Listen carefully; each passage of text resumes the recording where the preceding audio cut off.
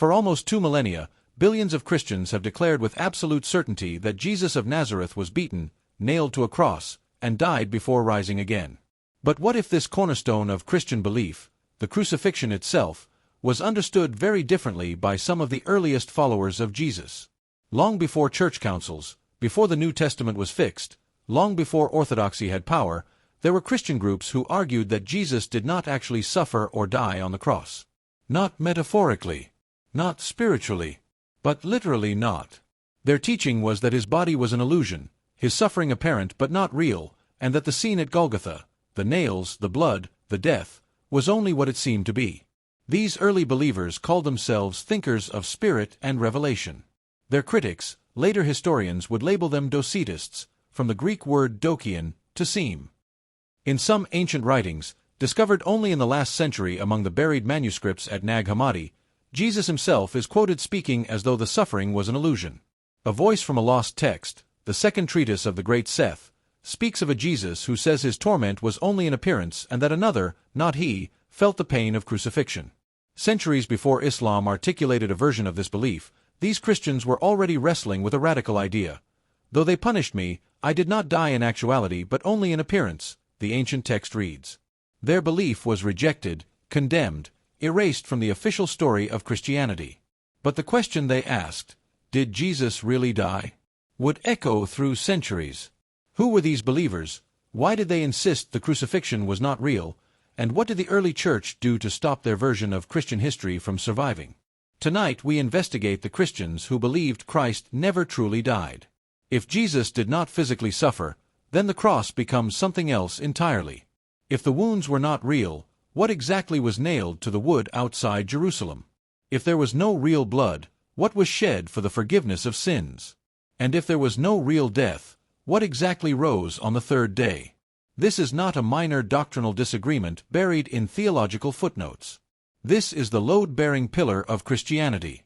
Remove the physical suffering of Christ, and the architecture of the faith begins to shift. The crucifixion is not merely a symbol in Christian history. It is the event around which everything turns. The Apostle Paul wrote to the Corinthians that if Christ has not been raised, your faith is futile. His argument presumes a real death, a real burial, and a real resurrection. Without a real body, there is no real tomb. Without a real tomb, there is no empty one. Now imagine hearing a teacher stand in your assembly around the year 110 AD. The Roman Empire is watching. Persecution is real. Christians have already been executed under Nero. Some believers have seen friends arrested. Others have watched family members refuse to renounce their faith. And then someone stands and says, Christ did not truly suffer. His body was not flesh like ours. The crucifixion only seemed to happen. Only seemed. The word would later be attached to them, Docetists, from the Greek dokion, meaning to seem. But at this moment in history, the term is still forming. The boundaries are still being drawn. The New Testament canon is not yet finalized. There is no universal creed recited across continents. Christianity is still defining itself. And into that uncertainty comes this claim: the suffering was appearance, not reality. Consider the emotional weight of that statement for a second-century believer. You gather quietly before dawn to avoid suspicion. You sing hymns in low voices. You share bread and wine in remembrance of a crucified Lord. You hear stories of Jesus' agony in Gethsemane, of the scourging, of the nails driven through flesh. And now someone insists, he did not truly feel pain. Was that revelation a deeper spiritual insight into divine nature? Or was it a distortion that empties the cross of meaning? Because if Christ did not truly suffer, what does that mean for those about to? Around this same period, believers were facing real execution. Some were thrown to beasts in arenas. Others were burned or beheaded. Their courage was rooted in the belief that God himself had entered human pain, that Christ had endured what they endured. If his suffering was only apparent, then what are they imitating? If his body was never real, what does resurrection promise for theirs? This is why the debate became explosive. Early Christian leaders understood something critical. Unity was fragile. The movement was young. There was no centralized authority enforcing belief. Communities in Antioch, Rome, Alexandria, and Smyrna were separated by distance and culture. Letters traveled slowly. Rumors traveled faster. A teaching that altered the nature of Christ threatened more than theology. It threatened cohesion. And cohesion meant survival.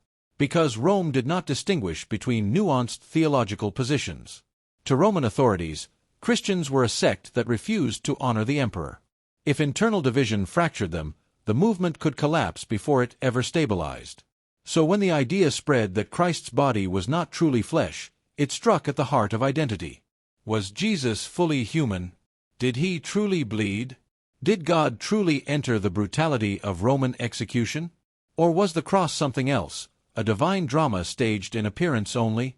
The answers to those questions would determine how Christians understood God, suffering, martyrdom, and salvation itself. And as we will see, the reaction to this belief was swift, forceful, and deeply revealing. Because when a belief provokes urgent letters, public condemnations, and eventual exclusion from orthodoxy, it tells us something important. It tells us the idea was powerful. Powerful enough to threaten the future of the Church. Powerful enough to divide communities already under pressure. Powerful enough that some early Christians were willing to risk being labeled heretics rather than abandon it. So who were these believers who claimed the crucifixion only seemed real? And why did their interpretation emerge so early, at the very dawn of Christian history? To answer that, we have to look at the documents they left behind, and the voices determined to silence them. Travel back to the closing years of the 1st century. Jerusalem has already fallen to Rome in 70 AD. The temple lies in ruins. The apostles are aging, imprisoned, or dead. The generation that claimed to have seen Jesus with their own eyes is disappearing. Christianity is spreading, but it is not yet unified. There is no fixed New Testament. The 4 Gospels circulate separately. Paul's letters are copied and passed from city to city. Some communities read texts others have never seen. Oral traditions move alongside written ones. Authority is local. Leadership varies. Doctrine is still forming. In Antioch, Rome, Ephesus, Alexandria, Smyrna, believers gather under different bishops, teachers, and elders. They share a devotion to Jesus, but not always the same explanation of who he was. Multiple interpretations are alive at once. Some emphasize his humanity. Others elevate his divinity so strongly that humanity seems diminished. And in this fragile moment, one interpretation begins to unsettle the rest. It claims that Jesus did not truly possess flesh like ours. That his birth, hunger, fatigue, and pain were appearances. That the crucifixion only seemed to occur. The question begins to form. What if the version of Christianity that survived wasn't the only one? The earliest alarm we possess comes from a man walking toward his own death. Ignatius of Antioch. Around the year 110 AD, Ignatius is arrested and escorted under guard from Syria to Rome. Along the journey, he writes letters to Christian communities in Asia Minor. These letters survive. They are among the earliest non-biblical Christian writings we have. And in them, we see urgency. Ignatius warns repeatedly against those who deny that Christ truly suffered in the flesh. In his letter to the Smyrnians, he insists that Jesus was truly born and ate and drank. He was truly persecuted under Pontius Pilate. He was truly crucified and died. Truly. The repetition is deliberate. He continues, paraphrased in modern translation, if Jesus only appeared to suffer, then believers only appear to be saved. If his body was not real, then his resurrection was not real either.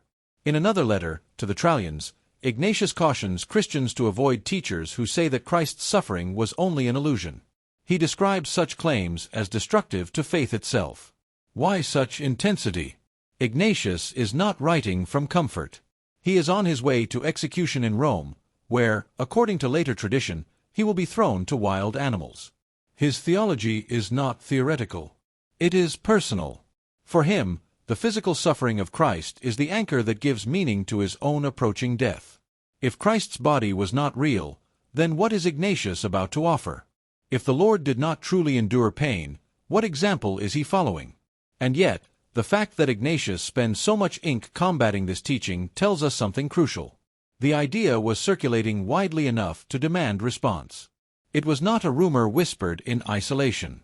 It was influencing communities. If it had been insignificant, would a bishop facing martyrdom devote precious space to opposing it? This is where the mystery deepens. Ignatius never uses the later technical term, Docetism, but his target is clear: those who claim Christ only seem to suffer. So we must ask, where did this idea originate? Did it arise from philosophical reflection, the conviction that a divine being could not truly inhabit corruptible flesh? Did it grow out of attempts to defend the purity of God against the brutality of Roman execution? Or was it rooted in alternative traditions about Jesus that predate the consolidation of orthodoxy? And here is the unsettling possibility. What if, in the late 1st century, there were communities who sincerely believed they were preserving the authentic understanding of Christ, while others were the innovators? What if the struggle was not between truth and error, but between competing interpretations of the same mysterious figure? Because history is written by those who endure. The letters of Ignatius survive. But what of the voices he opposed? What texts did they read? What stories did they tell? What did their version of the crucifixion look like? To answer that, we must turn to documents that did not make it into the New Testament.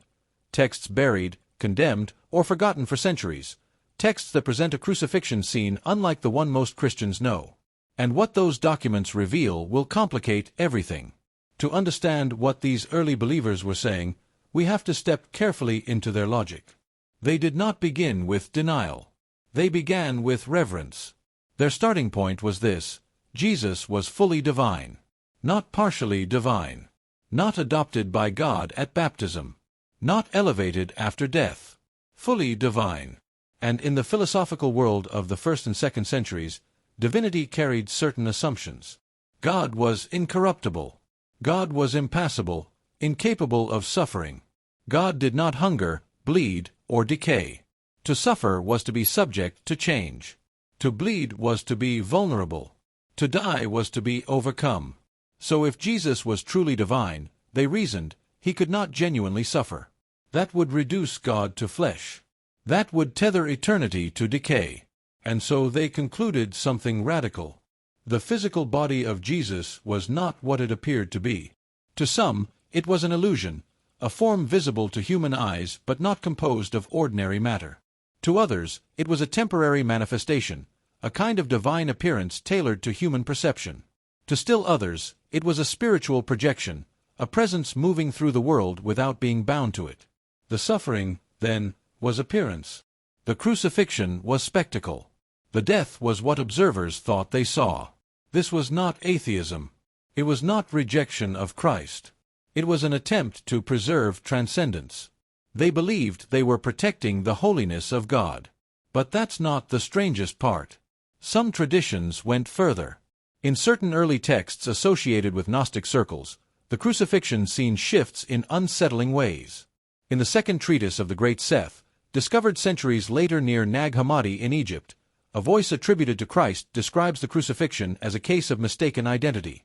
He speaks of those who thought they were killing him, while he stood beyond their reach.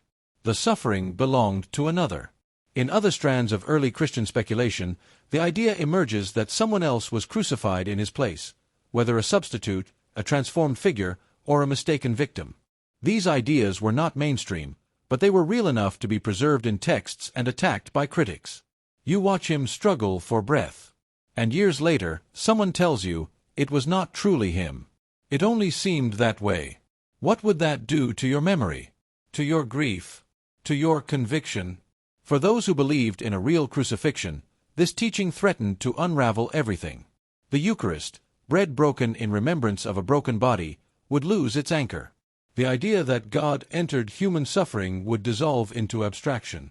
But for those who held the Docetic view, the alternative was unthinkable, that the divine word could be pierced by Roman nails. They saw themselves not as erasing the cross, but as elevating Christ above humiliation. And this is where the emotional tension intensifies. Because early Christianity was not debating minor ritual practices. It was wrestling with a question that cut to the core of reality itself. Can God suffer? Or must God remain untouched by human pain? In answering that question differently, these groups reshaped the entire meaning of the crucifixion. And as we move deeper into the surviving texts, into the writings that did not make it into the New Testament, we will see just how dramatically the scene at the cross could change depending on who was telling the story. What we think of as a single, unified narrative was once a contested event, interpreted through competing visions of who Jesus truly was. And the battle over that vision was only beginning. If these beliefs were real, where is the evidence? For centuries, critics of Docetism relied almost entirely on the writings of its opponents. Bishops like Ignatius and later theologians described what they believed these groups taught. But the voices accused of distorting the faith rarely survived in their own words. Imagine standing at Golgotha. You see a man beaten beyond recognition. You hear the hammer strike iron. Until fragments began to surface.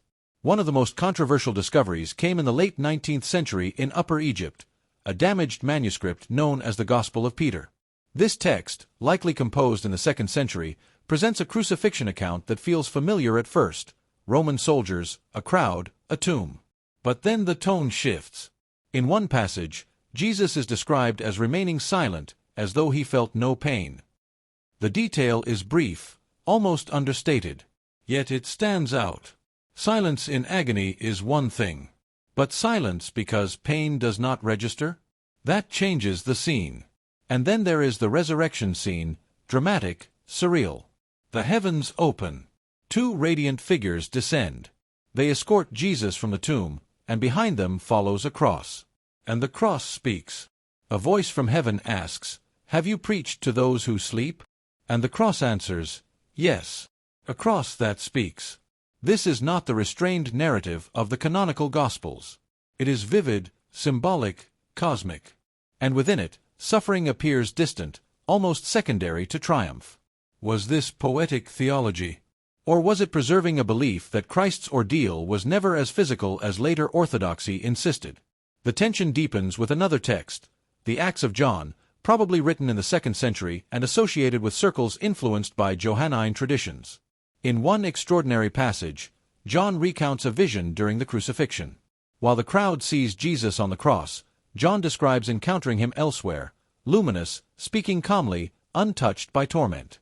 In this vision, Jesus explains that what others believe they see is not the full reality. The physical suffering appears disconnected from the divine presence speaking to John. The implication is unsettling. Is the body on the cross only a visible shell? Is the true Christ beyond harm, beyond agony? Again, scholars debate interpretation. Some argue these passages are mystical symbolism. Others see clear docetic tendencies, an attempt to separate the divine Christ from the suffering body. Were these symbolic meditations meant to express transcendence? Or were they theological resistance against the idea that God could be broken by Roman violence?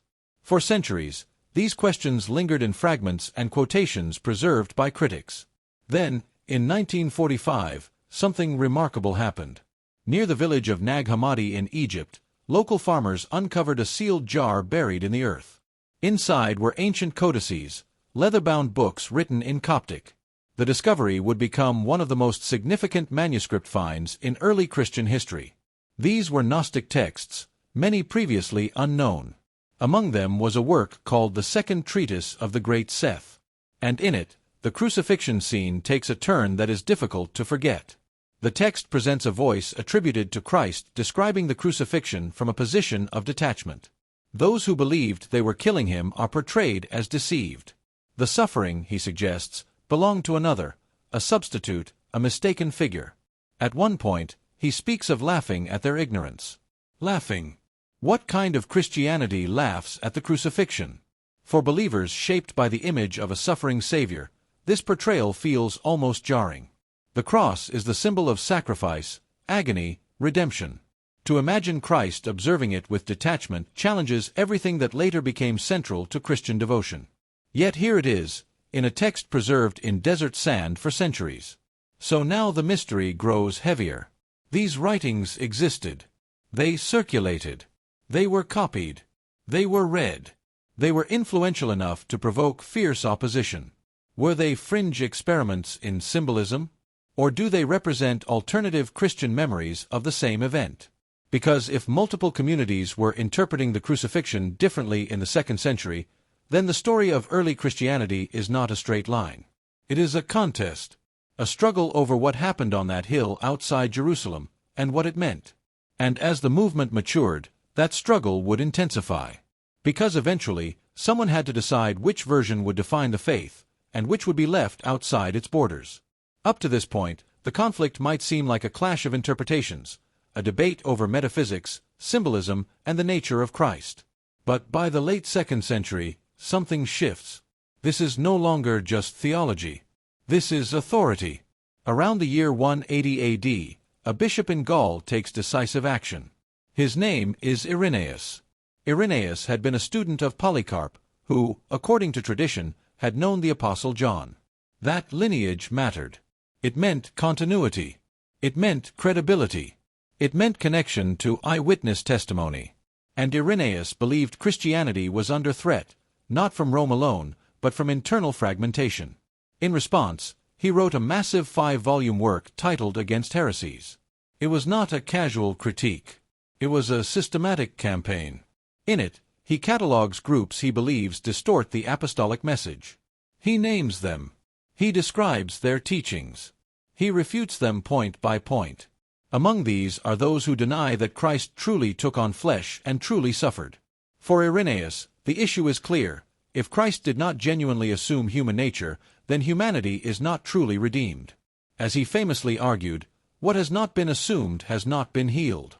If Christ did not take on real flesh, then flesh is not saved. But beneath the theological argument lies a deeper development. By this time, bishops are consolidating influence. Local leaders are asserting that true teaching flows through apostolic succession, an unbroken chain of authority traced back to the apostles themselves. The claim is simple and powerful. Authentic Christianity is what has been handed down publicly from the beginning, through recognized leaders, in established communities. This move changes everything. Because now the debate is no longer only about ideas. It is about who has the right to define them. Who decides what Christianity is? Is it the community preserving mystical insight through secret teachings? Or is it the bishop standing in a public lineage of succession? In city after city, the structure begins to solidify. Rome gains prominence. Lists of bishops are compiled to demonstrate continuity. Creeds begin to take form, short summaries of belief recited in baptismal ceremonies to ensure doctrinal unity. And unity is not a luxury. The Roman Empire still views Christianity with suspicion. Persecution is sporadic but real. Christians need cohesion to survive. Fragmentation invites collapse. A movement divided against itself is vulnerable. So the emerging leadership emphasizes one faith, one teaching, one Christ, fully divine and fully human, crucified in flesh, risen in body. Anything else becomes dangerous. And this is where the question sharpens. Was Docetism rejected because it was false? Or because it threatened unity at a moment when unity meant survival? Because if you are trying to hold together a rapidly expanding, persecuted movement across continents, theological fluidity becomes instability. The version of Christianity that would become orthodox did not simply appear fully formed. It was defended. It was argued for. It was institutionalized. And the groups that denied Christ's real suffering increasingly found themselves outside the boundaries. Their texts were not included in emerging canonical collections. Their teachers were labeled heretics. Their communities gradually diminished. But the intensity of the response tells us something important. You do not mobilize 5 volumes of refutation against an idea that lacks influence. You do not appeal to apostolic succession unless competing claims are persuasive. You do not codify doctrine unless alternative interpretations are spreading. And that is when everything changed. Because once authority aligned with doctrine, the balance of power shifted.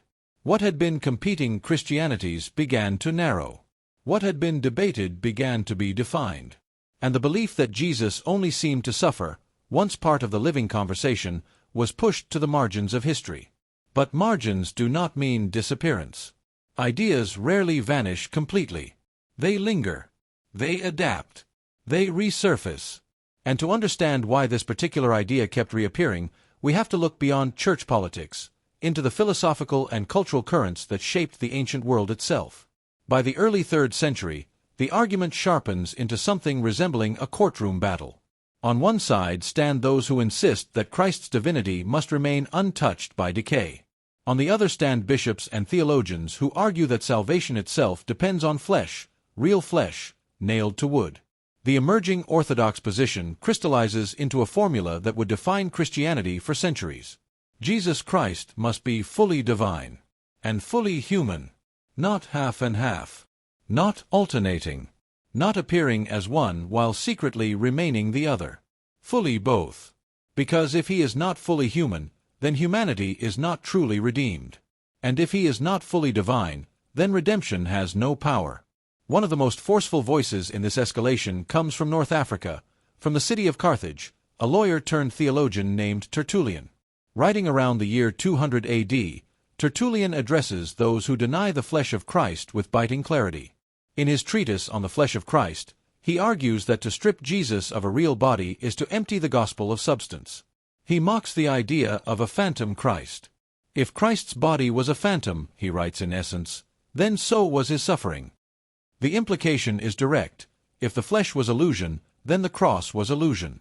If the cross was illusion, then the resurrection was illusion. And if the resurrection was illusion, the entire structure collapses. This is no longer philosophical speculation. It is existential. Because Christianity at this time is not flourishing in comfort. Believers are still facing interrogation, imprisonment, and execution. The arena is not metaphorical. It is stone and sand and blood. Men and women stand before magistrates and refuse to sacrifice to the emperor. Some are torn apart by animals. Others are burned. Others beheaded.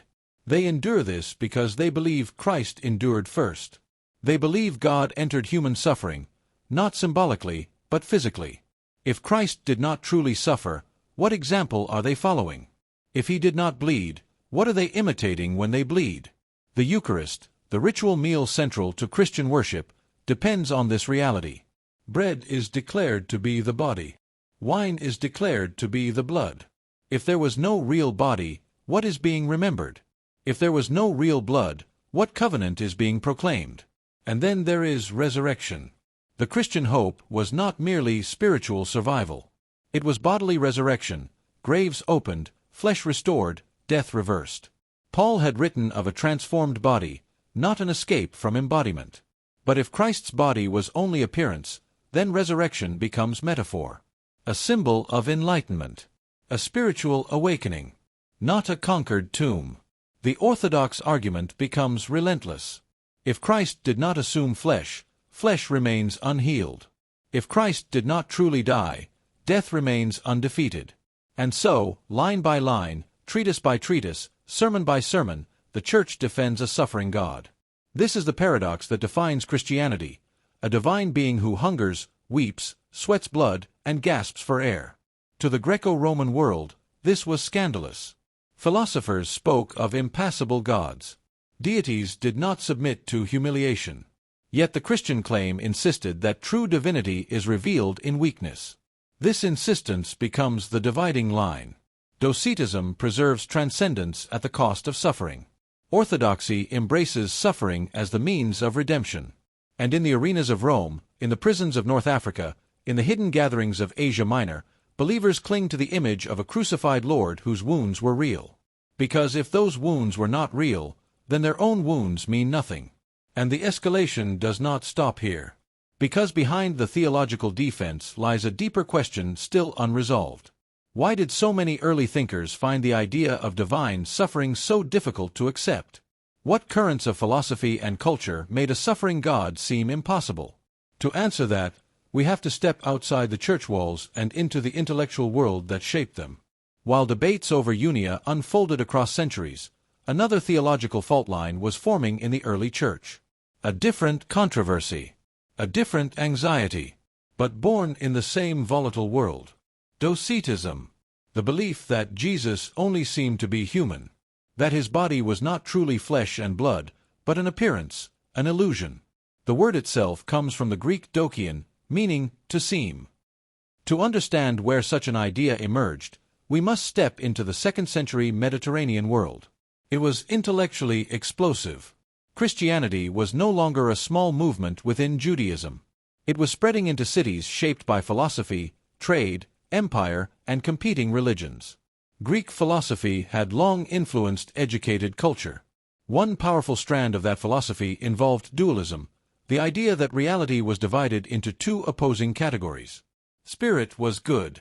Matter was inferior.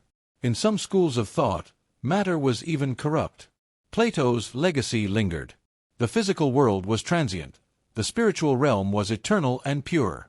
Into that framework came the Christian claim that God had become flesh, that the divine Word had taken on a human body, that he ate, bled, wept, and died.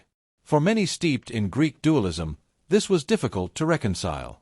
How could the divine enter corrupt matter?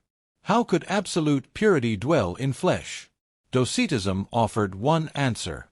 Jesus did not truly become flesh. He only appeared to. His suffering was apparent, not actual. His body was a vehicle of revelation, not genuine humanity. But Docetism did not emerge in isolation. It developed in conversation with broader movements often grouped under the label Gnosticism. These movements varied widely, but many shared a suspicion of the material world and a focus on hidden spiritual knowledge. In that environment, some teachers concluded that the divine Christ could not genuinely suffer. If suffering belongs to matter, and matter is flawed, then true divinity must remain untouched. This was not necessarily born of hostility toward Christ. In some cases, it was an attempt to protect divine purity, to guard transcendence, to ensure that God remained unstained by flesh. The Church responded forcefully. Early Christian leaders insisted that salvation required real incarnation. If Christ did not truly become human, then humanity was not truly redeemed. Letters attributed to figures like Ignatius of Antioch strongly oppose those who deny that Jesus came in the flesh. The debate was not abstract. It cut to the center of Christian identity. Was God fully present in human vulnerability, or only passing through it? Another controversial figure emerges in this turbulent period, Mark Ion. Mark Ion was not strictly a Docetist, but his teachings intersected with debates about Christ's nature. He sharply distinguished between the God of the Hebrew Scriptures and the Father proclaimed by Jesus. In some interpretations of his theology, Christ's relationship to physical birth and Jewish lineage becomes secondary, even minimized. Mark Ion rejected the Old Testament entirely and proposed his own canon of Christian writings. His views forced the Church to clarify doctrine and solidify the boundaries of orthodoxy. The 2nd century became a crucible. Christian thinkers wrestled with Greek philosophy, Jewish tradition, mystery religions that promised secret knowledge and spiritual ascent, competing interpretations of Jesus' identity. Docetism arose within this intellectual storm. Was it a corruption of the apostolic message? Or was it, in the minds of its proponents, an attempt to defend Christ's divine transcendence from philosophical scandal? The Church ultimately rejected Docetism as incompatible with the incarnation proclaimed in the Gospels. But the existence of the debate reveals something profound. Christian doctrine did not develop in a vacuum. It formed under pressure, under philosophical scrutiny, under cultural influence. And in that environment, ideas about flesh, spirit, authority, and embodiment were constantly negotiated. The question remains relevant. When new philosophical frameworks encounter faith, do they distort it or attempt to protect it? The tension between divine transcendence and human embodiment continues to shape theology today. Just as the tension over Unia's name shaped conversations about authority, the debate over Docetism shaped how Christians understood the body of Christ. In both cases, the struggle centered on interpretation. What does the text mean? What does it imply? And how far are we willing to let it challenge inherited assumptions? By the 4th and 5th centuries, the boundaries of Orthodox Christianity were firmly drawn. Creeds were recited across the Roman world. Councils had spoken. The language was precise. Jesus Christ, fully God and fully man, suffered under Pontius Pilate, was crucified, died, and was buried. Docetism, as an organized theological force, had largely receded from the center of Christian life. But ideas do not simply evaporate. They leave impressions. They linger in margins. They reappear in unexpected places. Centuries later, in the 7th century, a new religious movement emerged in Arabia. Within the sacred text of Islam, a striking statement appears regarding the crucifixion of Jesus. In Surah 4:157 of the Quran, it is declared that Jesus was not killed or crucified, but that it was made to appear so to those who believed they had executed him. The contexts are different. The theological systems are distinct. The motivations are not identical. Islamic theology does not arise from 2nd century Christian debates. It develops within its own prophetic framework and understanding of revelation. And yet, the parallel is undeniable. Again, the claim surfaces: the crucifixion was appearance. Again, the assertion emerges that God would not allow his prophet to be humiliated in such a way. The resemblance does not mean continuity. It does not mean direct borrowing. Historians debate whether late antique Christian heterodox ideas influenced Arabian thought, or whether the concept arose independently within a different theological structure. What it does show is something more intriguing. The idea did not die in the 2nd century. It resurfaced in a new religious tradition that would shape the lives of billions. And this forces us to confront a deeper question. Why does this idea keep returning? Across cultures, across centuries, across theological systems, why does the thought persist that the divine could not truly suffer? Is there something instinctive in the human mind that recoils at divine vulnerability? In Greco-Roman philosophy, gods were above pain. In many strands of metaphysical thought, perfection means immutability, untouched by decay, immune to humiliation. The image of a creator executed by imperial authorities seems, to some, incompatible with transcendence. Even within Christian history, theologians wrestled with how to articulate divine suffering without compromising divine nature. Terms like impassibility were debated carefully. Could God suffer in his divine essence, or only in the assumed human nature of Christ? The tension never fully disappears. Perhaps that is why the question keeps resurfacing in different forms. Because the cross is not only a historical claim. It is an emotional confrontation. It declares that ultimate power chose weakness, that holiness entered brutality, that eternity tasted death. For some, that is the deepest expression of love. For others, it feels irreconcilable with divinity. And so the idea echoes. The crucifixion only appeared to happen. The suffering was not real. The divine cannot bleed. But if that instinct is ancient and recurring, what does it reveal about us? Was the human mind, shaped by its philosophies, fears, and expectations, uncomfortable with a God who could be broken? And if so, what does that say about the version of Christianity that insisted he was? The shadow of this debate stretches far beyond the 2nd century. It reaches into every generation that confronts the image of a crucified God. And the tension it creates has never fully vanished. After 2,000 years of doctrine, councils, creeds, and tradition, what does the historical record actually show? First, Docetism was real. It was not invented by later polemicists.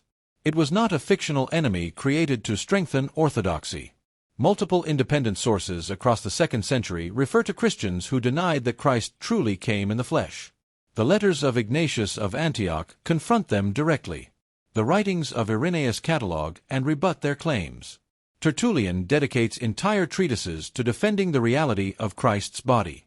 Second, the belief appears very early. We are not dealing with a medieval distortion centuries removed from the apostolic era.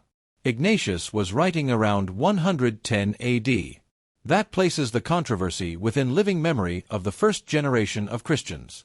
Whatever form Docetism took, it arose quickly, in the fragile and formative years when Christian identity was still fluid. Third, church leaders fought it aggressively. They did not treat it as a harmless curiosity. They treated it as a threat to salvation itself. They repeated words like, truly born, truly crucified, truly raised. They emphasized flesh, blood, wounds, and touch. The Gospel of Luke describes the risen Jesus inviting disciples to handle him. The Gospel of John recounts Thomas placing his hand in Christ's side. These emphases, historians argue, may reflect an environment in which the reality of Christ's body was under dispute. Fourth, alternative texts survived outside the canon. The Gospel of Peter presents a crucifixion that feels distant from agony and saturated with cosmic spectacle. The Acts of John portrays a Christ who seems detached from suffering. The second treatise of the great Sect describes a crucifixion misunderstood by its witnesses. These writings were not preserved in the New Testament. They were copied in other circles, buried, forgotten, and rediscovered centuries later. Fifth, the debate profoundly shaped Christian doctrine. The insistence that Christ was fully God and fully man did not emerge in a vacuum. It was forged in controversy. The language of incarnation, the emphasis on flesh, the careful articulation of two natures united in one person, all of it developed in response to competing interpretations. And yet, there is an important clarification. There is no historical evidence that the majority of Christians were Docetists. The surviving documents suggest that while the belief was influential, it was never dominant across the broader Christian movement. The communities that would shape the canonical Gospels, the emerging episcopal structure, and the early creeds clearly affirmed a physical crucifixion. However, the very intensity of the opposition tells its own story. You do not repeatedly condemn an idea that holds no appeal. You do not devote volumes to refuting a claim that no one is considering. The persistence of Docetic themes in multiple texts across regions suggests that the belief resonated with certain minds, perhaps because it resolved a tension that others felt deeply. And this brings us to the final investigative framing. Orthodoxy was not inevitable. It was established. It was argued into place by bishops, defended in treatises, reinforced through liturgy, and eventually codified in creeds recited across empires. The version of Christianity that declared Jesus truly suffered and died did not simply survive by accident. It prevailed through theological persuasion, institutional consolidation, and communal commitment. The alternative, that the crucifixion was appearance, did not disappear because it lacked imagination. It receded because it lost the contest for authority. History records the outcome, but it also preserves the traces of the debate. And in those traces, we glimpse a moment when the meaning of the cross was not yet settled, when Christians stood at a crossroads, wrestling with a question that still carries weight today. Did God truly enter human suffering? Or did he only seem to? For the earliest Christians, the question was simple.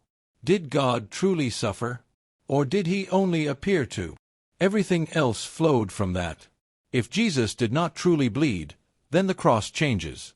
It becomes symbol, vision, sacred drama, a lesson about illusion and enlightenment.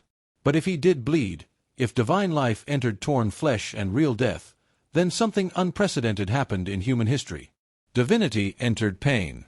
Not metaphorically, not from a distance, but from within it. The 2nd century did not treat this as abstract philosophy. It treated it as destiny. Bishops wrote. Teachers argued. Communities divided. Texts were preserved. Others were rejected. Lines were drawn that would shape empires. The belief that Christ only seemed to suffer did not vanish because it was unthinkable. It vanished because another vision prevailed, a vision of a crucified God whose wounds were real. And yet, the alternative never fully disappeared. It resurfaced in later centuries, in different forms, in different traditions. It continues to echo wherever the idea of a suffering deity feels too disruptive, too paradoxical, too vulnerable. Was Docetism a dangerous distortion? Or was it an early attempt to defend the holiness of God? Was it heresy born from philosophical pride? Or reverence struggling to reconcile transcendence with torture? History records which side won. It does not erase the fact that the struggle existed. And if history had chosen differently, if the communities that emphasized appearance over flesh had shaped the creeds, preserved the canon, and defined orthodoxy, what would Christianity look like today? Would the cross still stand at the center? Would martyrdom carry the same meaning? Would salvation be understood as redemption of the body, or escape from it? The debate that raged in the 2nd century still lingers beneath the surface of every crucifix hanging in every church. Because the question has never entirely disappeared. Did God truly suffer? Or did it only seem that way?